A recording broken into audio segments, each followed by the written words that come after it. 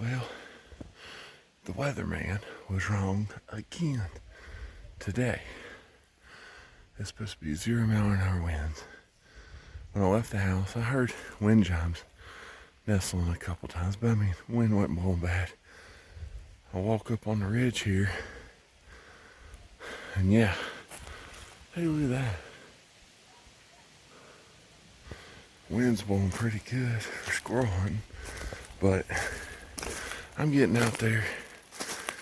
I ain't wasting getting up early and not going hunting. So we're gonna see what we can get into.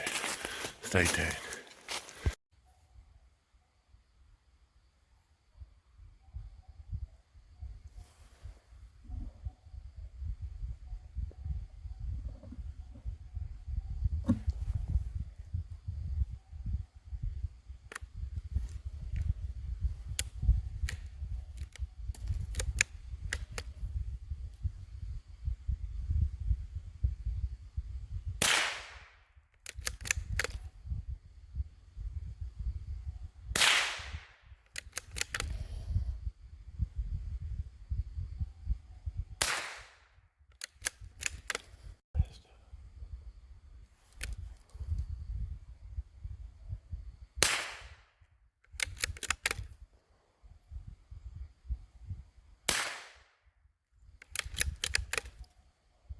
Man, I can't hit anything.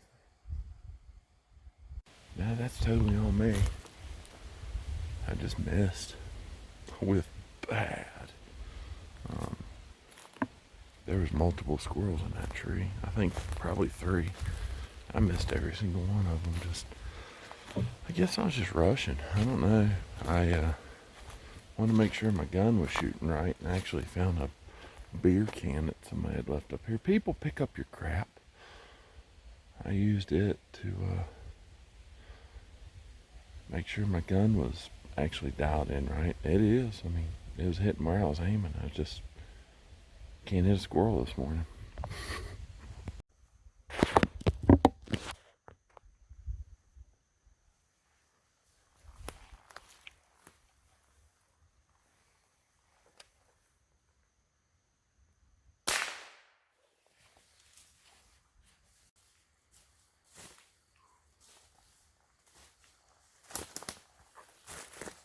That thing ran off and died.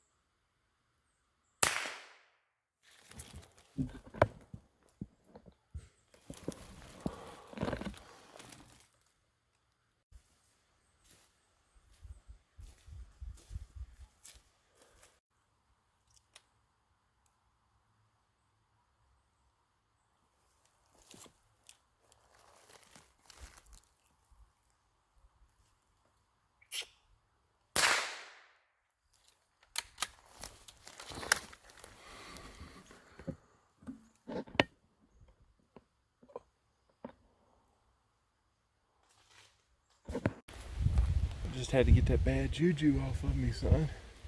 Shot terrible this morning. But now, another graphic image just to let y'all know, fair warning. I'll let you know when it's over, just in case anybody's watching this has a little queasy stomach. Right in the head. I mean, pow, again.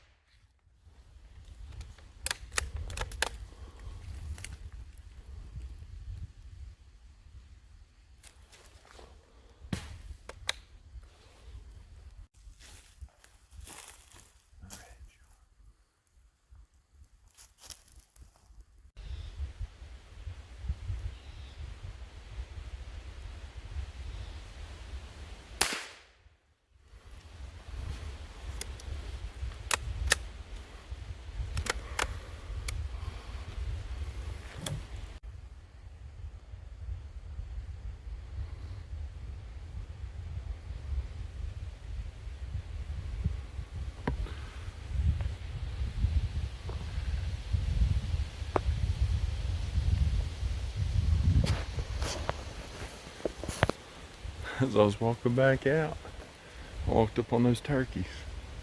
That's a good sign. That makes me happy right there.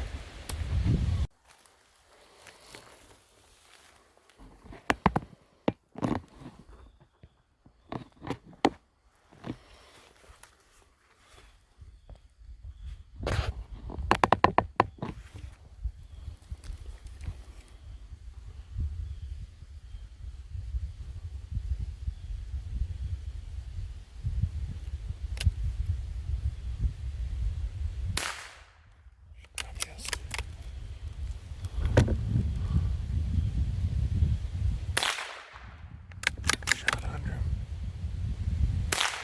I was rushing it. Got him that time.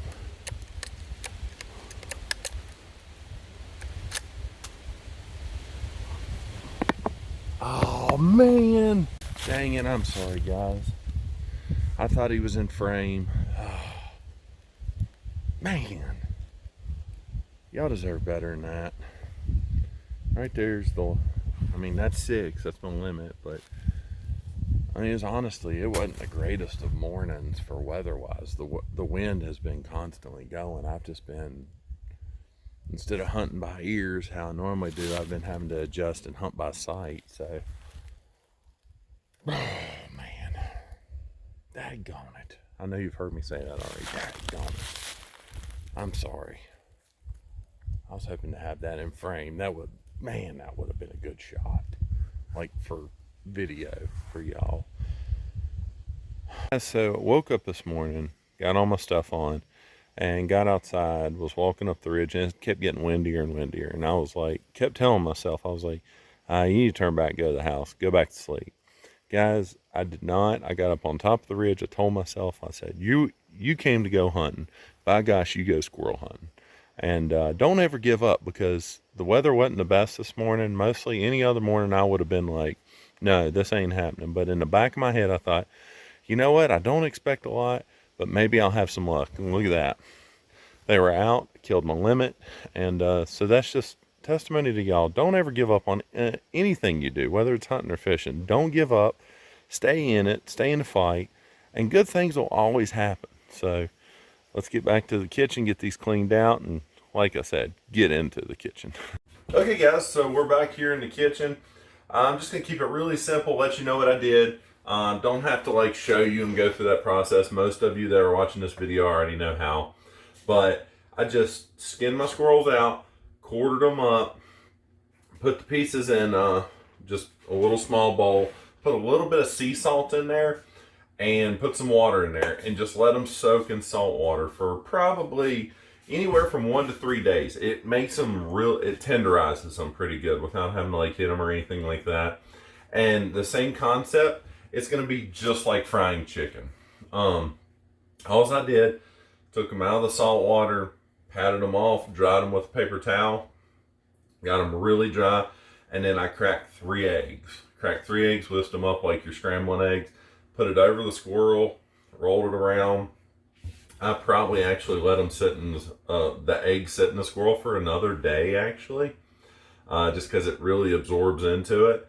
And then all I did was, I have one of these bread bowls, or batter bowls, I call them breading bowls, but you just put this on top of here, put your flour in, and just shake it. It works absolutely amazing.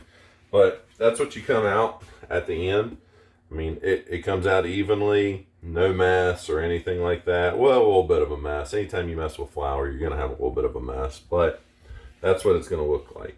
And all we're going to do is just fry it. And I'll show you the process of what I go through whenever I do it. All you need is a pan. And for me, extra virgin olive oil. I cook with either it or just olive oil, one of the two. You can do butter. A little bit more unhealthy, but that's the only reason I do it, is because the extra virgin olive oil is a little bit healthier. But put it in the pan and fry it, and I'll show you how.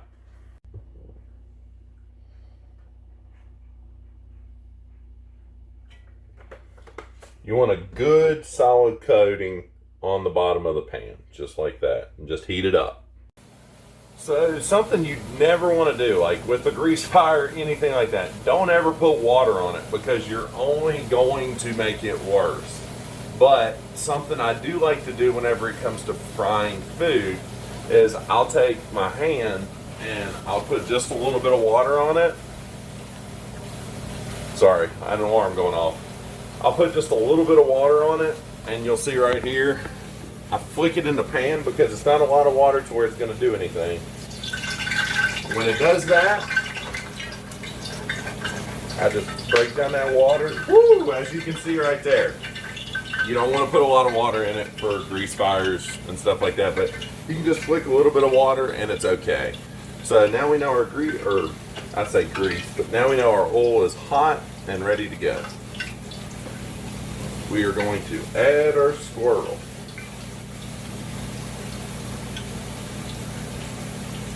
So squirrel, not any different from like deer meat or anything else. A lot of people ask, how do you know when to turn it? When you start seeing that right there, it looks like the blood's coming out. That's when you know to turn it because it's getting a good coating. And you've got that good crisp side to it.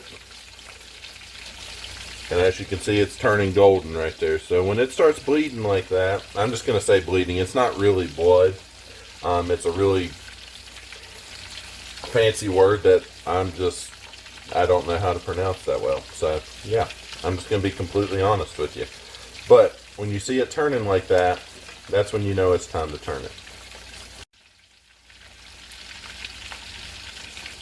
All right, got them right to that golden, perfect brown.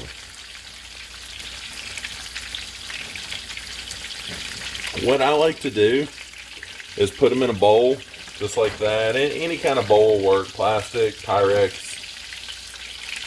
But put them in that, and then what I'm going to do is, of course, I'm letting them dry off a little bit too. But I like to cover it, because it kind of like acts as a steamer for it and it makes it a lot more tender.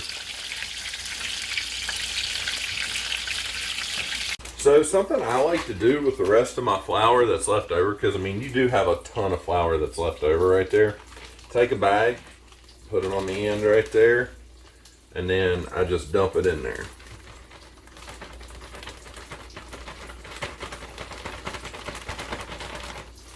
And then a lot of people like to just throw away their flour. Out here in the country where I live, I got a little bit of flour on me, I just roll it to get all that air out. And what I like to do is just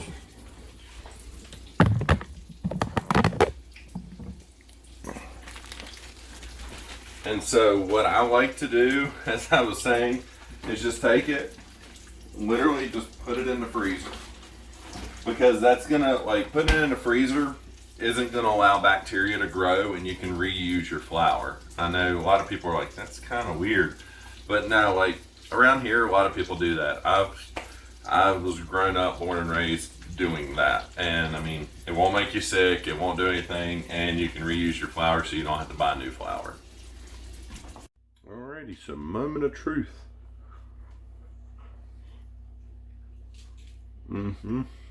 Yep. Just how I suspected. Absolutely delicious. Thanks for watching. Subscribe if you haven't already, guys. I appreciate all the support. But until next time, you guys get out there.